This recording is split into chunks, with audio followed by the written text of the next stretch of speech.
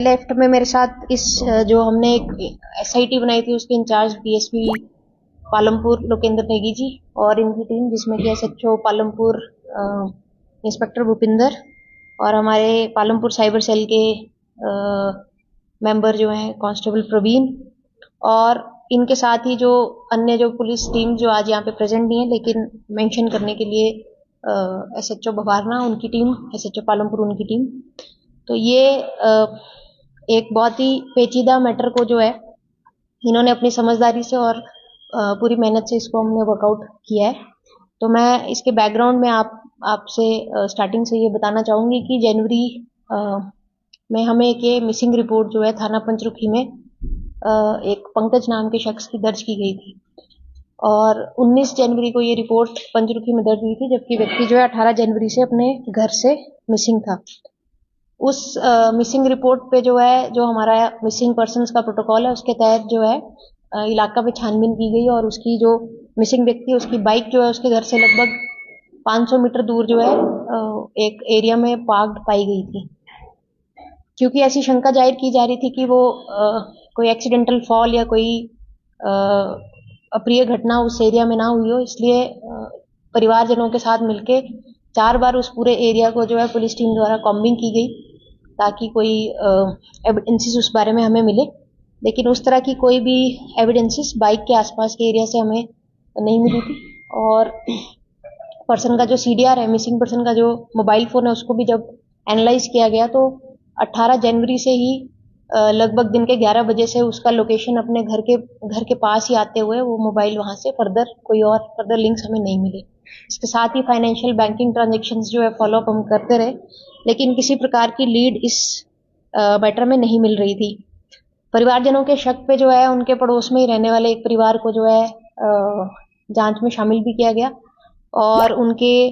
Further जो family ने indicate किए उस तहत भी कार्यवाही आगे हमने बढ़ाई। इसी बीच जो है पुलिस थाना ज्वालाजी के अंतर्गत एक अनआइडेंटिफाइड डेड बॉडी जो है जंगल के बीच में कुछ स्थानीय लोगों द्वारा स्पॉट की गई थी। उस बॉडी के, क्योंकि ये मिसिंग पर्सन की सूचना सभी जिला के सभी थानों में ऑलरेडी थी, तो उसके तहत एक अलर्ट जो है इशू हुआ कि ये बॉडी जो है इसको कोई आइडेंटिफाई कर पाए। उसी के तहत परिवारजन जो है बॉडी को आइडेंटिफाई करने के लिए ज्वालाजी के क्षेत्र में इनको एंगेज किया गया। प्रथमतया जो है इन्होंने डीएनए रिपोर्ट्स के लिए प्रेस किया, लेकिन फिर मृतक के जो एक टैटू उसका बना था उसको आइडेंटिफाई करते हुए और एक पिकुलर उनकी जो बॉडी में फुट की शेप थी उसको जब नोटिस किया गया तो परिवारजन ने उसको आइडेंटिफाई किया कि ये पंकज की डेड बॉडी है और वहां से ये जो कहानी है स्टार्ट हुई। तो ज्वालाजी पुलिस जो है वो मृतक को टांडा हॉस्पिटल लेके आई, वहां पे जो हमारी प्रक्रिया है इसमें पोस्टमार्टम जो है कंडक्ट किया गया,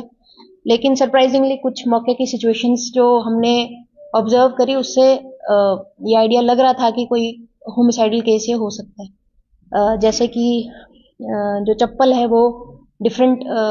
फील हो रहे थे, साथ में जो है व्यक्ति की जैकेट मिसिंग थी और इस तरह की कुछ चीजें थी जिसको ध्यान में रखते हुए पुलिस टीम ने इसको छानबीन को आगे बढ़ाया।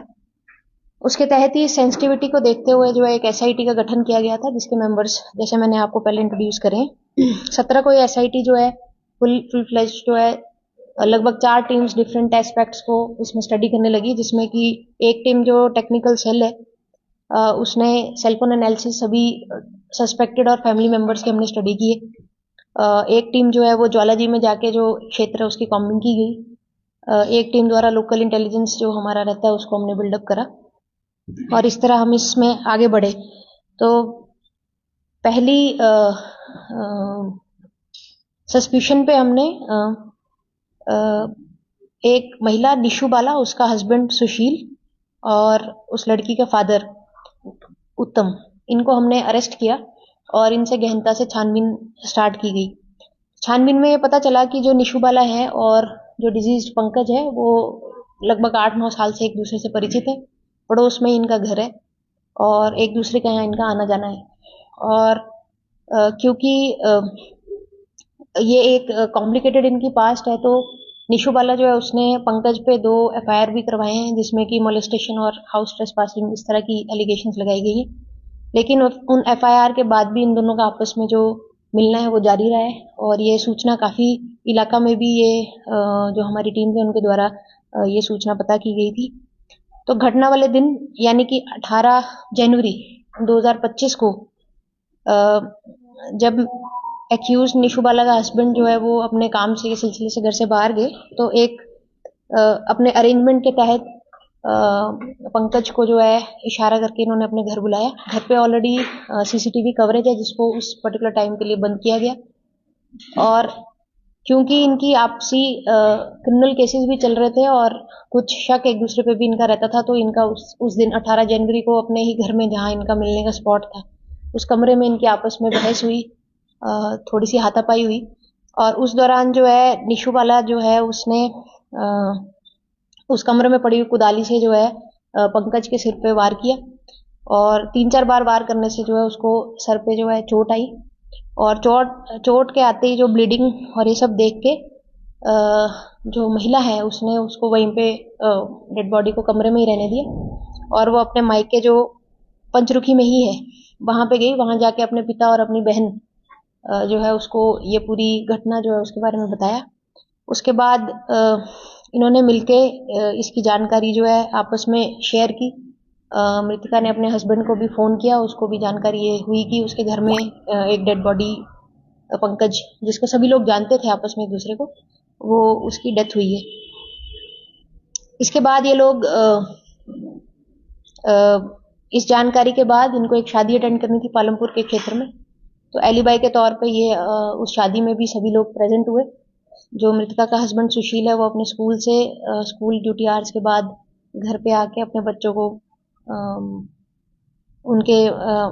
अपने ससुराल में छोड़ के पंचरुखी में फर्दर शादी की तरफ गया। शादी में ये सभी लोग आपस में मिले जिसमें कि निशु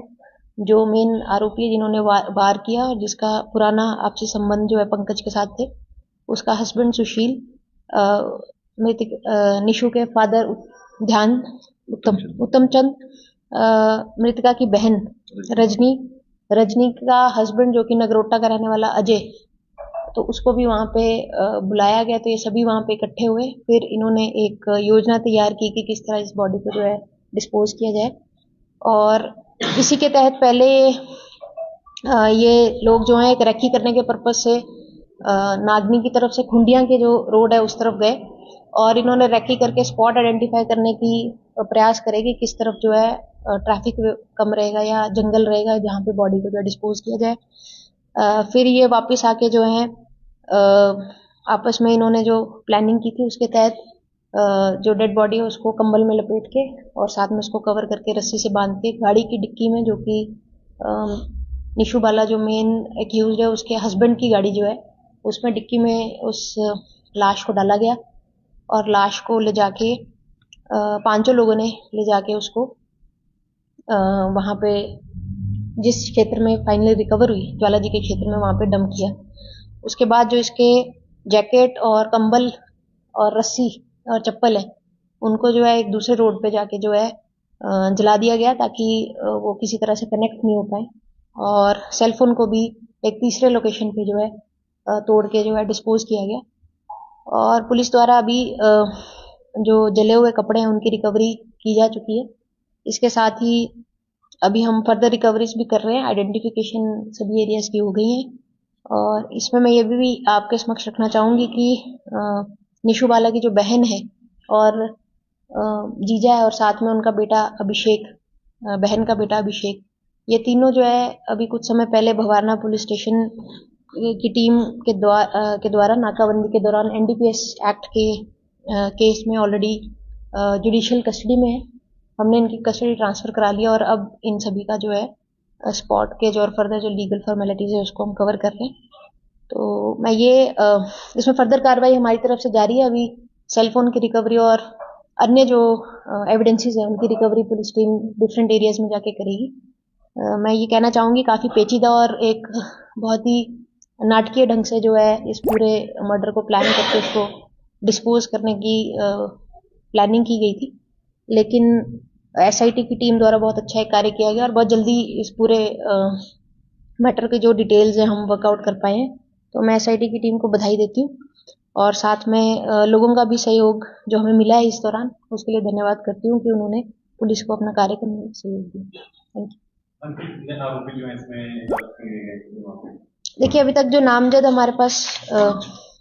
आरोपी हो चुके हैं वो 6 हैं टोटल, जिसमें से 5 हमने ऑलरेडी अरेस्ट कर लिए। जो छठा एक्यूज्ड है वो, जैसे मैंने बताया आपको, जुडिशियल कस्टडी में, उनको भी हम कस्टडी ट्रांसफर की एप्लीकेशन लगा चुके हैं।